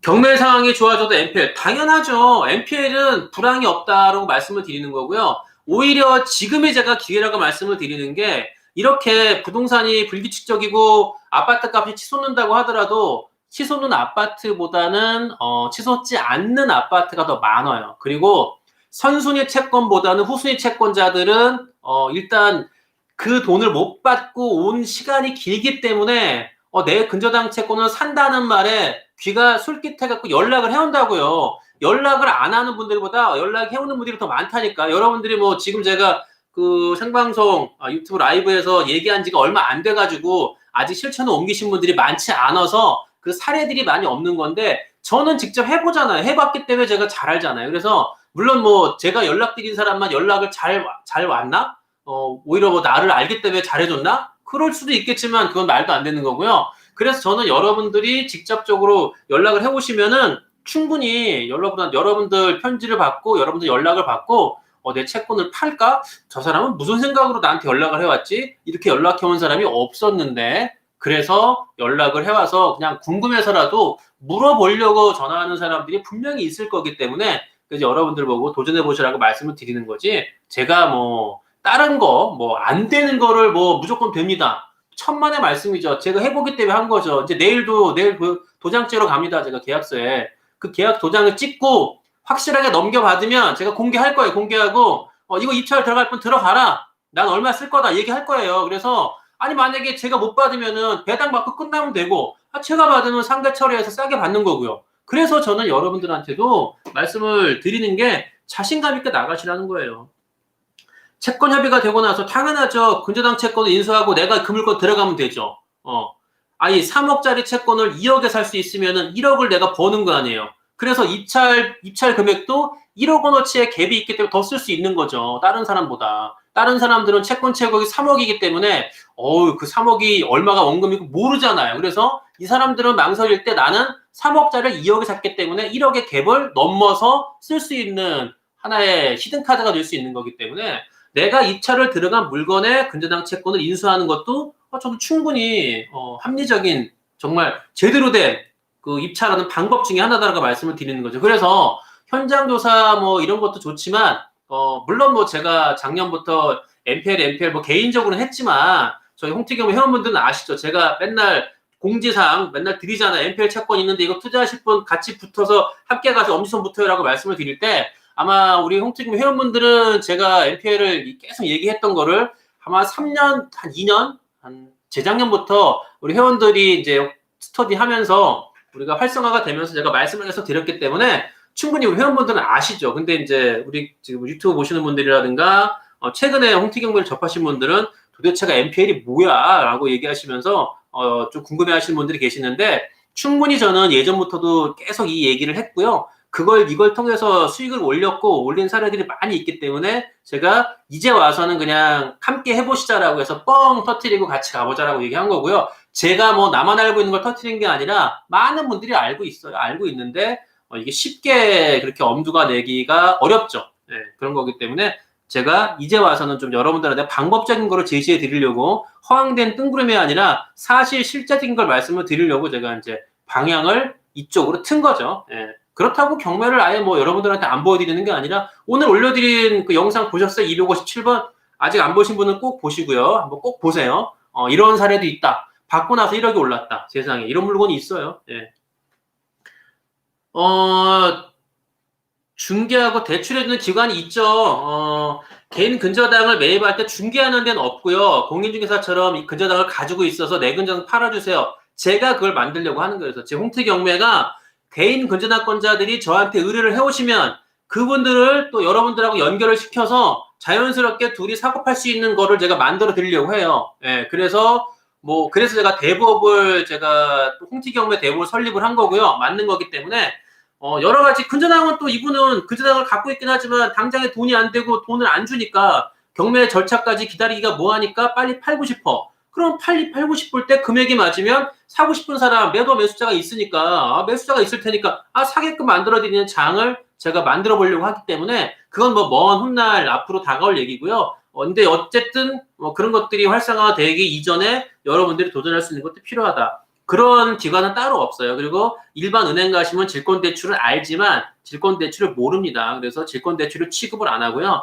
질권대출 취급은 이금융권에서도 큰 저축은행은 아니고 조금 작은 저축은행, 작은 또는 대부업체들이 그걸 하죠. 저도 질권대출을 취급을 해볼까라고 고민을 하고 있어요. 그래서 그거는 이제 좀 정식으로 지금 아직 금감원에서 이제 도장을 찍어주는 날짜가 한참 걸려서 기본적으로 기다리는 시간이 있어서 아마 추석 지나고 나서는 바로 나올 것 같은데 이제 그렇게 되면 제가 질권대출 직접 해줄 수도 있겠지만 저는 그것보다는 다른 데를 알선해가지고 조금 저희보다 상황이 더 좋은 그런 데에서 저는 이율을 좀 그렇다고 저렴하게 못 받으니까 물론 대봐야 알겠죠. 예, 홍티는 사랑이요? 아이고 감사합니다. 사랑이요. 대인배보다는요. 어떤 대인배나 하는 것보다는 저는 이런 생각을 합니다. 그러니까 제가 꽁꽁 손에 쥐고서 안 놓고자 하면은 그거는 나만 갖고 있고 나만 볼 수밖에 없죠. 나만 몰래 그 뒤에 가서 이렇게 보면은 나만 모르겠죠. 여러분들은 모르겠죠. 그런데 중요한 거는 그렇다고 해서 이거를 남들이 알아주진 않는다는 거죠.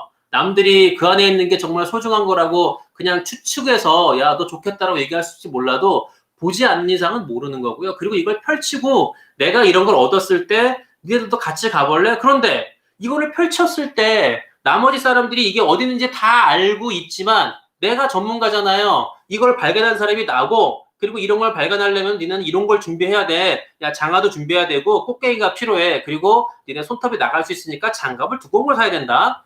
이렇게 예를 들어서 어떤 장비라든가 기타 등등 조언을 해주잖아요. 그럼 나한테 와서 물어볼 거 아니에요. 저도 마찬가지인 거예요. 저한테 MPL에 대해서 많은 분들이 물어보고 저를 거쳐서 많은 분들이 배워가지고 또 나가서 진행을 하면서 수익을 올리시는 분들이 많아질 때 결국에는 가장 큰 덕을 보는 거는 저죠. 홍티 경매가 가장 큰 덕을 보는 거죠. 베푸는 거라고 생각하실지 모르고요. 야, 이것저것 노하우 좀 공개 안 한 거 없고 유튜브에서 제가 노하우 공개 다 했잖아요. 그 목적은 하나예요. 많은 분들의 노하우를 공개해도 홍티 경매 스터디 오시잖아요. 그리고 맨투맨 회원분들 오시거든요. 저한테 배우겠다고 오시잖아요. 아니 제가 공개를 다 했고 다 알려드렸는데 아니 더 이상 나올 게 있을까요? 근데 저 얘기 다 한 것 같은데 이렇게 얘기 드려도 그래도 찾아서 오시잖아요. 그 목적은 뭐겠습니까? 저한테 여러분들이 실행을 하시려고 해도 약간 부족하고 두렵고 떨리고 가능할까? 이런 것들을 도움을 구하려고 오시는 거기 때문에 저라는 존재가 제가 다 오픈한다 그래서 그런 것들이 오픈했기 때문에 나는 빈털터리가 되고 남는 게 없고 다 보여드렸기 때문에 이제 나는 끝났다라고 하는 게 아니라 그거를 갖고서 경험을 많이 했던 제 그 노하우라든가 기타 등등의 사례들이 있기 때문에 여러분들이 저한테 와서 물어보는 거고 도움을 요청하는 거죠. 저는 그거를 보는 거기 때문에 제가 없는 뭐 예를 들어서 허황된 거를 여러분들한테 말씀드릴 수도 없는 거고요. 비현실적인 얘기를 드릴 수가 없죠. 지금 경매 시장이 안 좋고 말도 안 되는 건데, 그리고 이런 상황에서 대출도 안 되는데 좋은 거 나왔어요라고 말씀을 드리는 것도 뭐하고요. 나 돈 벌었어 얘기하는 것도 과거잖아요. 지금 진행돼서 돈 번 거를 딱 인증해서 보여주면은 인정을 받겠지만, 과거형으로 인정하는 거는 그건 2년 전, 3년 전 거를 제가 왜 얘기 안 하겠습니까? 5년 전, 6년 전 거 얘기 안 하잖아요. 왜? 그때하고 지금하고는 시대가 다르기 때문에 과거사를 얘기하는 게 적절치가 않아요. 말도 안 되는 거예요. 안 맞아요, 지금하고는. 지금의 현실에 맞는 거를 제시해드리고, 지금 현실에서 내가 이렇게 해서 해보니까 됐네요라고 해서 제시해드릴 때, 여러분들이 지금 나가서 제가 지금 해서 돈을 번 걸 보고 따라오시는 거지, 과거지사 갖고 얘기하는 거 갖고, 아니, 과거에 뭐, 나 왕년에, 그런 얘기 누군 못하겠습니까? 다 하죠. 의미 없다는 거예요. 지금 똑같은 어려움을 겪고 있는 이때에 내가 뭘 해서 성과가 나와서 보여드릴 때, 그럴 때 여러분들이 따라올 수 있는 거죠. 네, 저는 그렇게 생각을 합니다. 네. 낙찰받고 나서 바로 매도하는 게, 아니요, 그러니까 그것도 여러 가지, 그러니까 단기 매도라는 게 내가 낙찰을 받았는데 뭐 장기적으로 기다려가지고 올라갈 때까지 기다려서 더 좋은 값에 팔든, 아니면 내가 낙찰을 받고 한두 달 만에 세금을 내더라도 내 손에 어쨌든 돈이 생기면, 수익이 생기면 그것에 만족하고 팔든, 그건 그러니까 순전히 여러분들만의 몫인데, 그런데 이제 뭐 그것도 상황에 따라서 나는 이거를 정리를 하고 빨리 재투자하려고 하면은 처분하는 게 맞고요. 나는 이걸 좀 가져가겠다라고 생각하시면은 2, 3년 미래를 갖고서 가져가시는 게 맞는 거기 때문에, 저는 뭐 어떤 게 정답이다라고 말씀을 드릴 수는 없지만, 뭐 중요한 거는 판단은 여러분들이 하시는 건데, 판단하기 앞서 가장 중요한 거 조사해 보셔야죠. 조사하시고 어떤 예측을 내가 해봐야죠. 귀동량도 한계가 있는 거고요. 제가 도움을 드리는 것도 제 입장에서 제 개인적인 소견이기 때문에 제가 얘기하는 게 정답이 될 수 없어요. 제가 여러분들한테 말씀드리는 게 정답이고, 와, 너는 네가 얘기하는 거 법, 말도 안 되는, 제가 무슨 법입니까? 제가 말하는 것도 결국 제 경험에 의해서 제가 생각한 거를 말씀드리는 거지, 뭐 제 말이 정답이라고 볼 수 없기 때문에 여러분들 마찬가지예요. 그러니까 여러분들이 제 얘기를 참고하시고, 홍티가 이런 얘기를 했는데 좋은 것 같아, 실행해 보니까 돈이 벌렸어요. 그러면은 또 2번, 3번 나갈 수 있는 거지. 제가 저기 뭐 무슨 큰 물건을 받았는데 좋아요. 그렇다고 덩달아 같이 큰 물건 받을 수 없잖아요. 또는 제가 인천에서 5천짜리 받아갖고요, 수익이 났어요. 그런데 5천짜리가 제가 받았는데 수익이 났는데 옆에 사람은 안 될 수가 있잖아요. 그래서 그런 여러분들이 가정을 염두에 두시고 참고하시는데, 제가 공개적으로 여기서 말씀을 드리는 거는 되는 걸 말씀드리는 거죠. NPL 근저당 채권 보여드리잖아요. 싸게 사면 좋은 거지 얼마에 사라고는 제가 말씀 못 드리죠. 그거는 협의해봐야 아는 거지. 물론 싸게 사면 좋죠. 그래서 저는 어떤 이런 물고기를 잡을 수 있는 장, 또 물고기를 잡을 때 던질 수 있는 미끼, 요런 게 좋겠다. 그런 것들을 제가 보여드리고서 여러분들을 접근하는 법을 알려드리는 거지, 뭐 제가 얼마의 협상 그런 것까지 다 얘기하려면 한두 끝도 없고 너무 많아갖고, 물론 그것도 정리해가면서 하겠지만, 그래서 이제 추석 연휴가 끝나면은요, 코로나가 좀 잠잠해지면 제가 NPL 스터디를 하려고 합니다. 여러분들 뭐 그때 공지를 올릴 거니까 기다려 주시고요. 기대해 주시고, NPL 스터디는 그냥 일반적인 NPL 강의, 말도 안 돼, 그런 거는 의미가 없고요. 직접 여러분들이 실천해서 직접 협상하고 편지 보내고 만남의 장을 갖고 하는 것들을 제가 안내해 줄 수 있고 코치할 수 있는 실제적인 스터디를 제가 뭐 계획을 하고 있고요. 아직은 그냥 아는 머릿속에 있는데, 이번 연휴 동안에 이제 뭐 저야 아까 앞에서 말씀드리려다 말았는데, 저는 부모님이 안 계세요. 부모님이 돌아가셔가지고, 아버님은 한참 전에, 제가 20살 전에 돌아가셨죠. 그리고 20살 돌아가셨구나. 그리고 이제 어머님은 이제 5년 전에 돌아가셔가지고 저는 아무도 없어요. 그래서 이제 지금 뭐 추석 때는 그렇다고 혼자는 아니고요. 결혼했기 때문에 저희 장애인 어르신, 또 아버님, 어머니 살아 계시고요. 또 처갓집 식구들이 다 있기 때문에, 뭐 저는 처갓집이라는 표현보다는 그냥 엄마 아버지라고 생각을 하는 거죠. 그래서 이제 저는 추석 때는 이제 또 이곳 가까운 데 사시니까 거기 가는 거 말고는 제가 시간 여유가 충분해요. 그래서 저는 충분히 뭐 추석 때 스터디에 대한 계획도 해가지고, 추석 끝나고 나서 제가 생각했던 것들, 이렇게 하는 방향이 좋겠다, 제가 경험한 것들을 토대로 해갖고 제가 만들어 보려고 하니까 여러분들 많이 기다려 주시면 좋을 것 같고요. 토지 투자도 당연히, 토지 투자를 제가 법정리 사건 하는 게 토지 투자잖아요. 근데 이제 법정 기상권에 있는 토지하고 일반적인 토지하고는 다른데, 제가 일반 토지 뭐 임야라든가 뭐 전이라든가 뭐 나대지 같은 거, 잡종지 같은 투자, 또 지방에 있는 뭐 이쪽이 개발된다.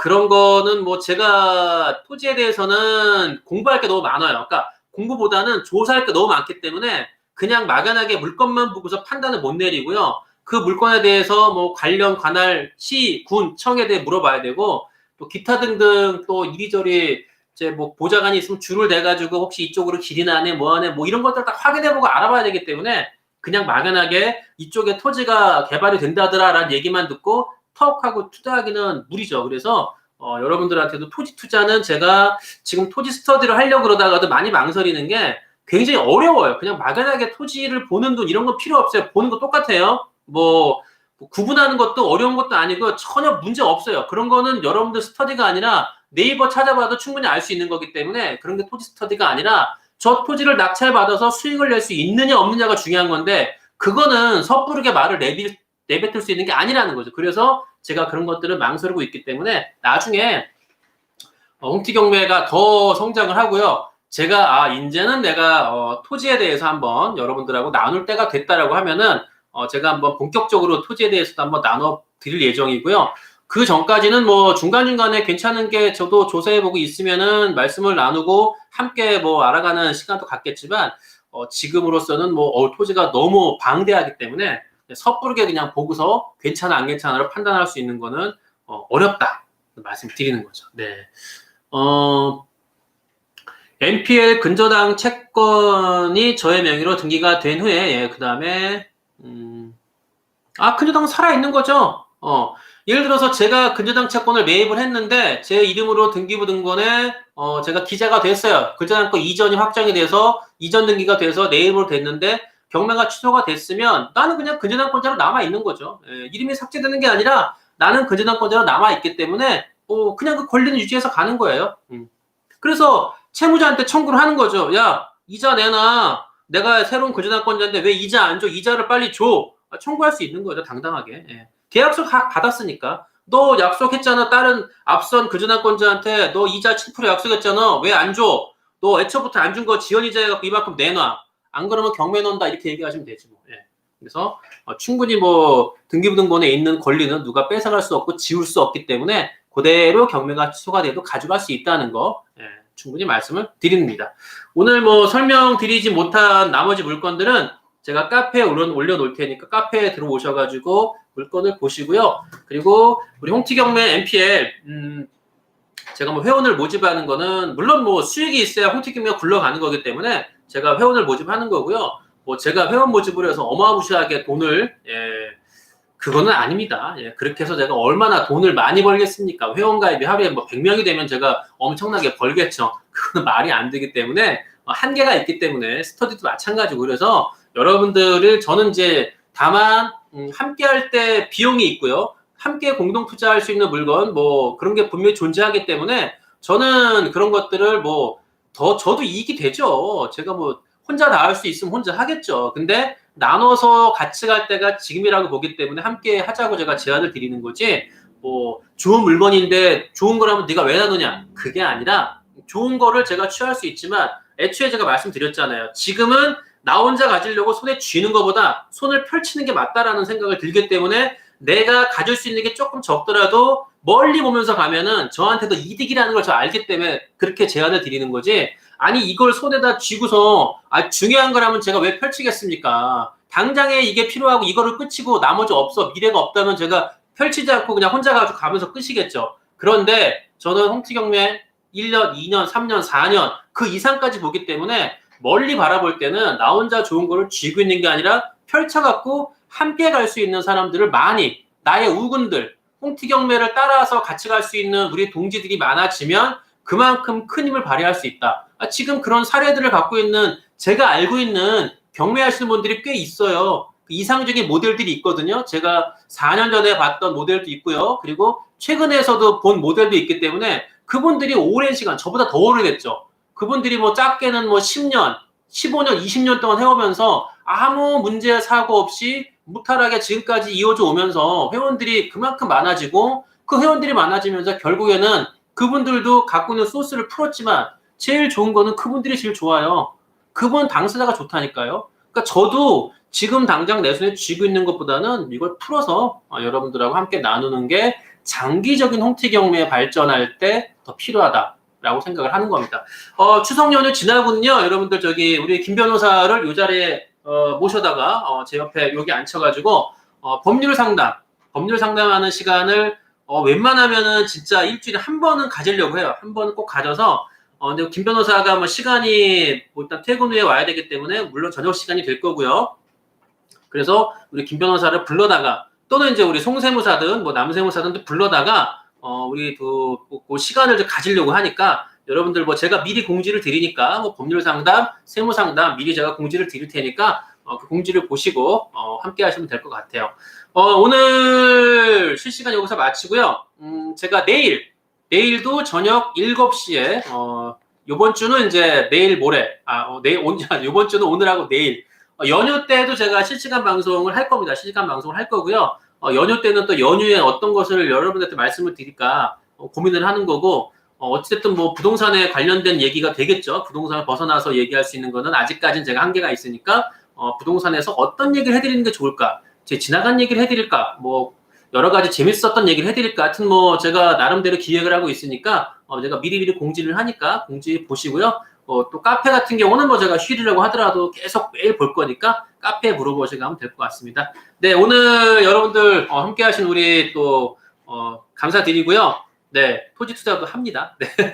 법정기상권이니까. 예. 그건 아까 읽어드렸구나. 네. 네, 그래서 여러분들 내일 저녁 7시에 또 다시 돌아올 거고요. 또 오늘 잘 또 저녁 시간 잘 보내시고 내일 또 연휴 앞두고 내일도 마스크 잘 쓰시고 활기차게 보내시고 내일 저녁 7시에 뵙도록 하겠습니다. 네, 여러분들 안녕. 카메라는 네, 마지막은 4번으로 바꿔서 예.